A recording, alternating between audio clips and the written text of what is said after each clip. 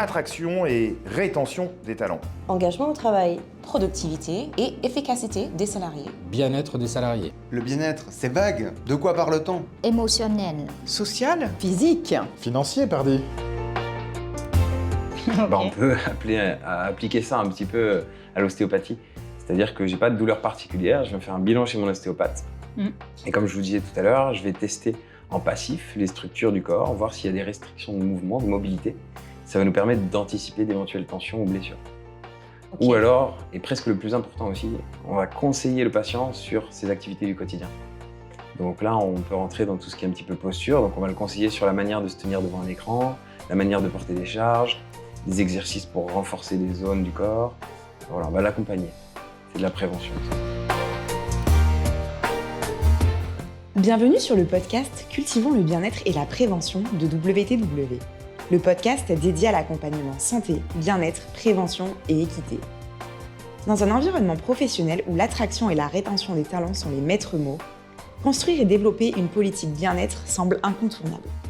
Que vous soyez DRH, manager, salarié, dirigeant d'entreprise ou encore partenaire social, nous avons conçu ce podcast pour vous offrir des perspectives inspirantes, des conseils pratiques et des histoires captivantes.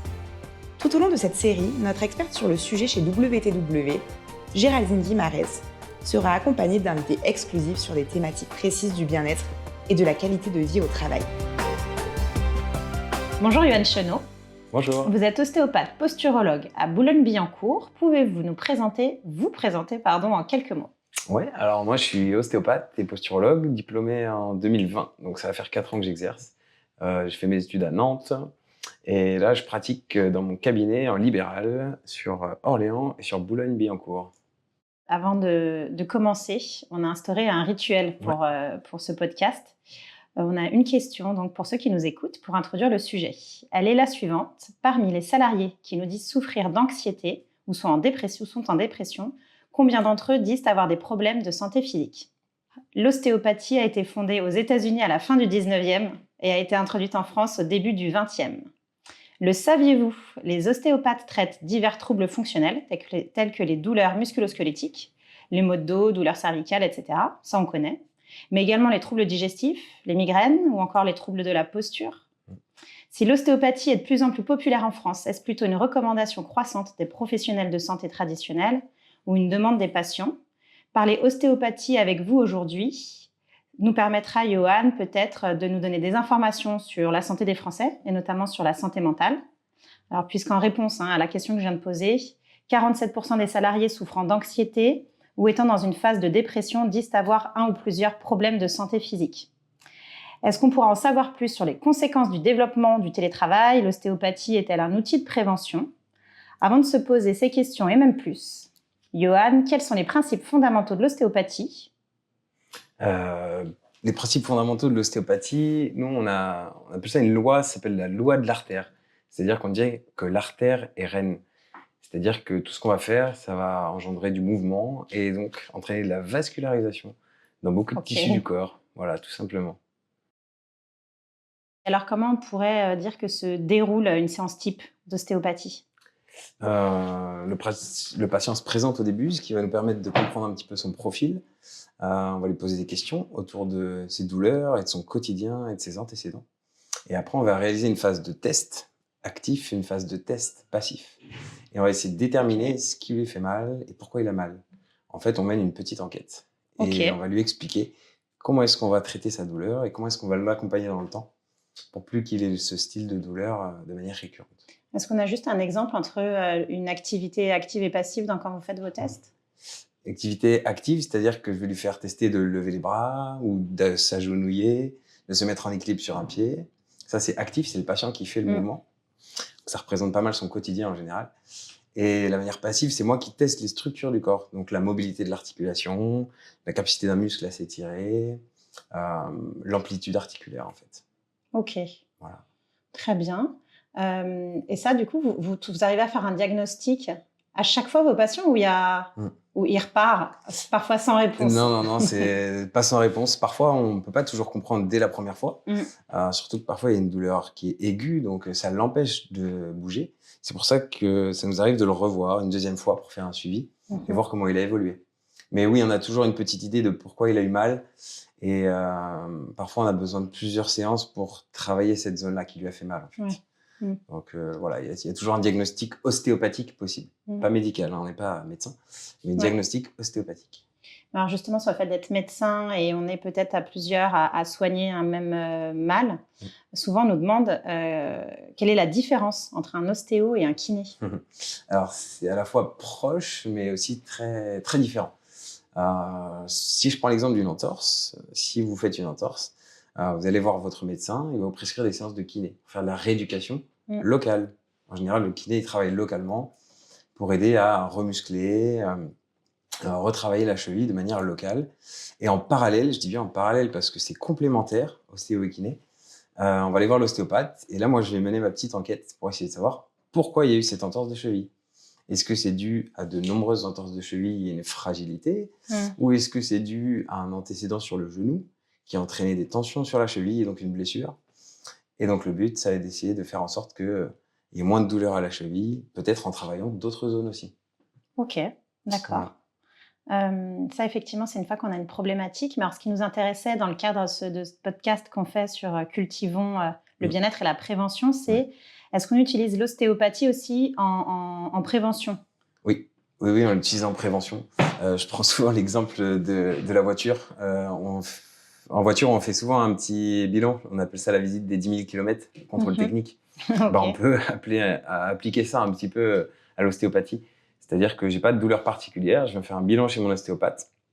Et comme je vous disais tout à l'heure, je vais tester en passif les structures du corps, voir s'il y a des restrictions de mouvement, de mobilité.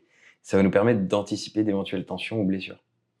Okay. Ou alors, et presque le plus important aussi, on va conseiller le patient sur ses activités du quotidien. Donc là, on peut rentrer dans tout ce qui est un petit peu posture. Donc on va le conseiller sur la manière de se tenir devant un écran, la manière de porter des charges, des exercices pour renforcer des zones du corps. Voilà, on va l'accompagner. C'est de la prévention, c'est ça. D'accord. Et par rapport donc alors les bonnes pratiques, ok. Et sur le bilan, vous diriez qu'il faudrait le faire une fois par an, par exemple? Si on doit donner un chiffre, on va dire une fois par an. Mais je préfère dire à mes patients, écoutez-vous et apprenez à vous connaître pour venir quand vous commencez à avoir des signes évocateurs de tension. D'accord. En fait, l'image, c'est avant que le vase ne déborde, commencer à repérer les éléments qui font que le vase se remplit. Et là, on vient. Donc peut-être qu'il y a des patients, ça va être 2 fois par an, mais sur une courte période, parce que c'est une période de travail intense. Le mois de janvier, il est intense. Je vais venir 2 fois. Après, je ne vais pas revenir de l'année, par exemple. D'accord. Mais c'était justement, c'est un peu en lien avec la question que j'allais vous poser après sur quelles recommandations donneriez-vous pour maintenir en fait une bonne santé? Alors musculo-squelettique, mais on l'a vu aussi que ça peut aller plus loin que le sujet des troubles musculo-squelettiques. Alors on entend première donc le bilan ostéo, pouvoir s'écouter, mais est-ce qu'il y a d'autres éléments? Oui, il y a plein d'éléments qui rentrent en compte pour une bonne santé musculo-squelettique. Tout d'abord, on dit ne pas stresser, mais ça ne veut rien dire. Moi, je vais plutôt dire apprendre à gérer son stress. Donc, ça revient à apprendre à se connaître et savoir par quels outils je peux gérer mon stress. Donc, ça peut être par du sport. Un sport plaisir, c'est important. Il faut que le patient trouve le sport qui lui convient et qu'il aime faire. Sinon, on ne va pas à la salle, on prend juste l'abonnement. Et avoir des activités aussi extrascolaires, on va dire. Donc de la peinture, de la broderie, tout ce qu'on veut qui va nous permettre d'avoir moins de stress. Ok, pour créer cette hormone justement plaisir. Exactement, l'hormone du plaisir, du bien-être. Voilà. On n'a pas si on va juste faire des étirements alors qu'on ne sait même pas pourquoi il faut les faire. Et puis bien sûr, il y a tout le cocktail hygiène de vie, donc une bonne alimentation, une bonne hydratation et le sommeil. Pareil, un bon sommeil, ça ne veut pas dire grand-chose. On peut en parler toute la journée du sommeil, mais faut trouver son rythme aussi pour pouvoir bien récupérer. Je crois qu'en fait, finalement, on est en train de se donner tous les facteurs de risque, même pour les maladies cardiovasculaires. Mais oui, exactement. Alors là, on n'a pas parlé du tabac parce que ça ne rentre pas là en ligne de compte, sauf si on parle de l'hygiène de vie, mais en fait, tout se rejoint finalement. Oui, tout se recoupe. Et en ostéopathie, on peut penser mal de dos mécanique, mais en fait, l'ostéopathie, c'est un ensemble de choses. Je vous disais tout à l'heure, je ne sais plus si on l'a dit, mais l'homéostasie. Donc, c'est la prise en charge globale du patient. Okay. Et oui, il y a le côté mécanique du corps, mais il y a aussi l'hygiène de vie du patient, ses antécédents, sa manière de gérer son quotidien. L'homéostasie, je prends. le terme que je ne connaissais pas justement. Donc ça, c'est les recommandations quand on connaît personne au global. Et puis après, il y a les recommandations. Parce que la question que je me pose par rapport à ce que vous dites, est-ce que ça vous arrive d'avoir des personnes qui sont sportifs, qui ont une activité sportive, mais qui ont des problèmes musculo-squelettiques dus à la sédentarité? Parce qu'en fait, comme c'est deux choses différentes, et ça, peut-être, tout le monde n'est pas au courant qu'en fait, on peut faire une activité sportive et faire 2 heures peut-être de sport le week-end, mais si on est toute la journée sans bouger devant son ordinateur, enfin, je vous laisse peut-être, vous en parlerez mieux que mais moi. totalement, vous faites bien d'en parler, c'est intéressant parce que il y a effectivement l'activité sportive. Donc, si je prends mon exemple, moi, j'aime bien faire du tennis, donc je peux en faire 1 heure ou 2 heures le dimanche. Voilà, ça, c'est l'activité plaisir. Mais le corps, il a aussi besoin d'une dépense énergétique quotidienne.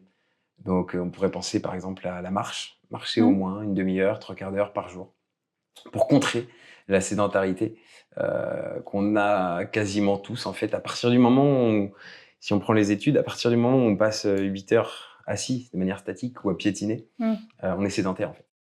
Et alors, justement, je rebondis sur une question qui m'intéressait, que j'avais donnée en introduction, c'est comment est-ce que vous avez vu peut-être une évolution avec le télétravail? Effectivement, avec le télétravail, ça a changé un petit peu des choses. Les patients ont des douleurs beaucoup plus chroniques parce qu'ils vont toujours être un petit peu dans la même position, avec les mêmes contraintes sur le corps. Et ça a aussi entraîné des choses, c'est que le corps, il doit s'adapter, mais il peut pas s'adapter. Il n'est pas capable de s'adapter à une posture statique, de manière assise. Donc, oui, il y a eu le télétravail, mais il faut absolument que les gens retrouvent cette mobilité au quotidien. Donc, l'idée, c'est de faire des pauses très souvent, de se lever pendant... Enfin, ça, vous donnez des conseils comme ça à vos patients qui vous disent vous posez ces questions-là, j'imagine. Quel type de métier vous avez? Est-ce que vous êtes en télétravail? Et derrière... C'est presque la première question, le métier. Ah oui. Ça va déterminer beaucoup de choses. Et oui, on dit souvent, faites des pauses, allez à la machine à café ou à l'imprimante. Mais en fait, il faut aller voir un petit peu plus loin et un petit peu plus proche. C'est-à-dire que l'idéal, si je devais donner un idéal, il faudrait changer de position toutes les 15 minutes. Je dis pas qu'il faut se lever, mais il faut changer de position. D'accord. Donc en fait, il n'y a pas de position idéale. On a tous entendu les yeux en face, les coudes droits, les genoux à 90 degrés. Mais ça marche pour personne. Enfin, je n'ai pas trouvé de robot pour qui ça fonctionne. Mais voilà, il faut changer de position souvent. Donc en fait, voilà. Ok, d'accord. En reparler, mais... Oui, parce qu'on m'a souvent dit ne pas croiser les jambes quand on est assis ou toutes ces choses-là. Finalement, si je le fais un quart d'heure... Voilà, exactement. Je suis en train de croiser les jambes actuellement. C'est sûr que si je passe 8 heures avec la jambe droite croisée sur la jambe gauche, ça ne va pas le faire. Mais par contre, je peux l'avoir pendant 10 minutes, puis ensuite, ça sera la jambe gauche, puis m'asseoir au fond de mon fauteuil, vers l'avant, changer la position de mon poste de travail. En fait, c'est la définition de l'ergonomie. C'est pas à vous de vous adapter à votre poste de travail, mais c'est à votre poste de travail de s'adapter à vous. D'accord. Voilà. Et alors, est-ce que vous remarquez une typologie commune de métiers ou de patients qui viennent vous consulter? Après, vous êtes peut-être spécialisé sur un domaine, mais est-ce que vous voyez cette typologie? On a un petit peu de tout au cabinet quand même, mais globalement, on a beaucoup de patients qui ont des métiers bureautiques. Voilà, administratifs, bureautiques, que ce soit dans la finance, le consulting ou autre. Que ce soit à Orléans ou à Boulogne? Oui, que ce soit à Orléans ou à Boulogne. Parce qu'on pourrait se dire, peut-être là, on est situé à Boulogne, donc Non, globalement, c'est ça. Donc, pas mal aussi d'artisans, des gens qui sont à leur compte, en fait. Et du coup, oui, ils ont des métiers où c'est sportif, mais c'est pas le côté sport dont on parlait tout à l'heure avec le côté plaisir. Donc, leurs métiers sont sportifs. Et en plus, il y a une contrainte, c'est qu'ils sont souvent chefs d'entreprise, en fait. Comme nous, ostéopathes, on est chefs d'entreprise. Du résultat, du chiffre. Et donc ça, on retrouve pas mal. Oui, alors, c'était une des questions, justement, parce que là, on revient sur le sujet du stress. On l'avait déjà abordé tout à l'heure. En quoi ça influe d'après vous, ou est-ce que vous le voyez? Est-ce que ça doit être aussi dans les questions que vous posez, si en ce moment ils se sentent bien, s'ils sont stressés, s'ils sont anxieux, etc. Est-ce que vous le remarquez? Est-ce qu'il y a une proportion? Ouais, je peux vous donner un petit peu un pourcentage d'idée. Je pense que 9 patients sur 10 qui viennent au cabinet sont dans une période de stress. 9 sur 10? Ouais, je pense. Ça ne veut pas dire qu'ils ont du stress toute l'année, mais en général, quand ils viennent au cabinet, il y a ce qu'on appelle un contexte. Pourquoi je me suis fait mal aujourd'hui au dos alors que je suis tout le temps assis de la même manière? Parce que c'est vrai que là, ça fait 1 semaine ou 2 où je suis stressé, où j'ai des contraintes, où il y a de l'anxiété, des contrariétés même personnelles. Et tout ça, ça fait un cocktail qui fait que ma douleur va se déclencher, en fait. Donc oui, presque 9 personnes sur 10. du stress. Et effectivement, comme ils vous voient là, c'est-à-dire qu'ils ont tout de suite, il n'y a pas de frein à vous dire qu'ils sont stressés, en fait. Non. Ils répondent tout de suite à la question Ouais. et de manière complètement transparente. Mais par contre, c'est pas toujours évident pour eux d'associer la douleur au contexte. C'est-à-dire qu'ils vont pas tout de suite nous dire j'ai mal au dos, c'est vrai que je suis stressé. Non, c'est nous qui allons leur faire comprendre qu'effectivement, il y a cette période-là qui fait qu'il y a cette douleur. Ce qui rassure aussi sur le fait que, entre guillemets, je suis pas fragile, je suis pas voué à avoir des douleurs tout le temps. Et c'est vrai que si j'arrive à mieux gérer mon stress, je vais peut-être avoir moins de douleurs. Oui, et c'était donc une douleur ponctuelle, on n'est pas quelque chose... Ouais. C'est ça. Et donc, en faisant un petit peu attention. Et sur ces 9 patients sur 10 qui donc, vous disent qu'ils ont un stress, avec les bonnes pratiques que vous leur donnez, est-ce que justement vous les voyez moins souvent, vous voyez un effet? Est-ce que derrière, finalement, ils font ce que vous leur dites en fait? Oui, effectivement, j'ai l'impression que... Enfin, moi, c'est mon but dans mon métier, c'est que quand le patient sort du cabinet, il ait compris pourquoi il avait cette douleur. Donc, ça m'arrive de donner des exercices, de donner des conseils, même d'orienter parfois vers d'autres thérapeutes pour compléter la prise en charge. Okay. Et oui, en général, je pense qu'ils comprennent. Après, c'est pas toujours facile à mettre en place. C'est pour ça que je leur explique bien que ça prend du temps, qu'on ne peut pas tout changer d'un coup, mais il faut essayer des choses. Voilà. Ok. Par rapport à ça, ce que vous veniez de dire justement, d'aller voir peut-être un collègue ou un autre professionnel de santé. Alors, ça m'intéresserait de savoir, est-ce que vous avez à peu près une idée de la répartition du nombre de téléconsultations que vous avez avec vos patients, mais qu'ils font en direct, en se disant directement, je vais prendre rendez-vous avec un ostéo, ou alors qui ont été conseillés dans le cadre d'un parcours de soins par leur médecin généraliste notamment? Ouais, on a une petite idée quand même. Nous, on a un métier de première intention, c'est-à-dire qu'on n'a pas besoin de prescription. Donc, en fait, 80-90% des patients qui viennent au cabinet, ils viennent d'eux-mêmes. Ok. Voilà. Et le reste, ils peuvent être orientés par des médecins qui connaissent l'ostéopathie ou par des kinés. En général, c'est ça. Après, moi, dans mon métier, en tant que posturologue, je travaille aussi avec d'autres professionnels. Donc, ça m'amène à recevoir des patients venant d'autres thérapeutes. D'accord. Ok. On voit de plus en plus d'ostéopathes en entreprise. Je sais que vous faites effectivement des interventions sur site. Donc, soit pour des actions régulières, soit pour des actions ponctuelles. Qu'est-ce que vous en pensez et comment est-ce que vous voyez en fait cet élément? Oui, effectivement, moi, je travaille en entreprise aussi, donc je fais de l'ostéopathie en entreprise, que ce soit par le biais d'ateliers, gestes et postures, donc de sensibilisation à la posture au travail, ou des consultations directement en entreprise. Et effectivement, ça se développe de plus en plus parce qu'on se rend compte que c'est efficace. Les patients, ils n'ont pas toujours le temps, ou ils prennent pas toujours le temps de venir nous voir au cabinet. Donc, c'est un avantage pour eux si l'ostéopathe peut se déplacer. C'est assez facile à faire, hein. On prend notre table, on vient, on a une salle qui est réservée. Et puis, sur le temps de travail ou sur le temps de pause, l'employé peut prendre son rendez-vous. Et donc, oui, c'est facile à mettre en place. Je ne vais pas dire que c'est l'avenir, mais ça devrait se développer de plus en plus, ouais, effectivement. Ça allait être un peu ma dernière question sur comment est-ce que vous voyez l'évolution de votre métier. Alors, c'est peut-être pas sur ce plan-là, mais en tout cas, ça commence à y répondre. Sur les prochaines années, comment est-ce que vous pensez que l'ostéopathie va se développer? C'est un métier en voie de développement, exactement. C'est difficile de dire comment ça va se développer exactement, mais moi, je pense qu'on est en bonne voie. Il y a de plus en plus de mutuelles qui remboursent. Il y a de plus en plus de patients qui connaissent l'ostéopathie, sans forcément y être allés. Et il y a de plus en plus de retours positifs. Voilà, c'est des thérapies naturelles, manuelles. Donc, les patients sont à la recherche de ça.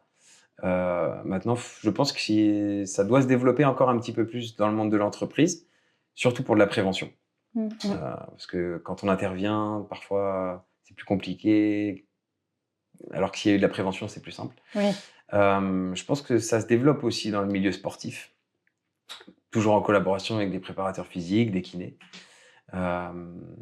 Et après, il ne reste pas de ce développement, on va dire, dans le suivi médical d'un patient qui a eu une opération, qui a eu une chirurgie. Voilà, là, il y a encore un peu plus important à faire. Alors, c'est vrai que, juste par rapport à ce que vous nous disiez sur votre patientèle, on a beaucoup parlé des salariés plutôt, enfin, en tout cas, des personnes qui travaillent derrière un écran avec les bonnes pratiques, les gestes et postures, etc. C'est vrai qu'on aurait pu aussi peut-être parler plus longuement de tous les autres corps de métier. Oui, effectivement, c'est vrai qu'il y a d'autres corps de métier. Les salariés qui travaillent à la chaîne, en production, qui n'ont peut-être pas la même accessibilité à l'information. Donc ça pourrait être intéressant là, de faire une bonne communication par rapport à ça. D'où l'intérêt aussi de l'ostéopathie en entreprise, où du coup tout le monde a la même information. Je vais peut-être faire une petite conclusion et je vous laisserai le mot de la fin, Johan.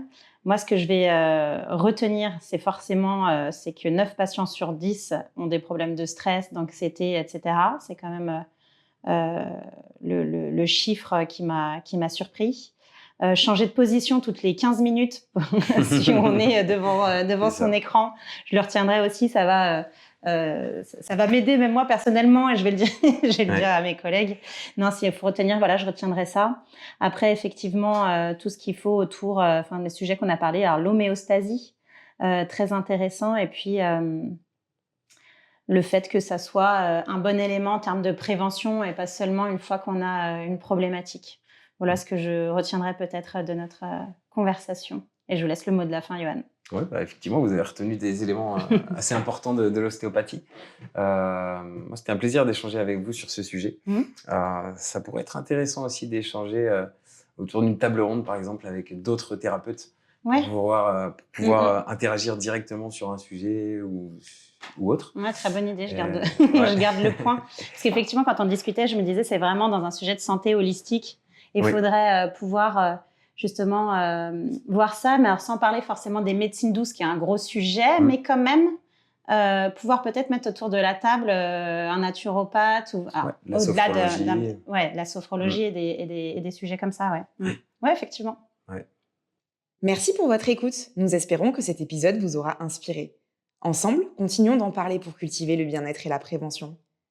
Nous vous donnons rendez-vous très vite pour un prochain épisode.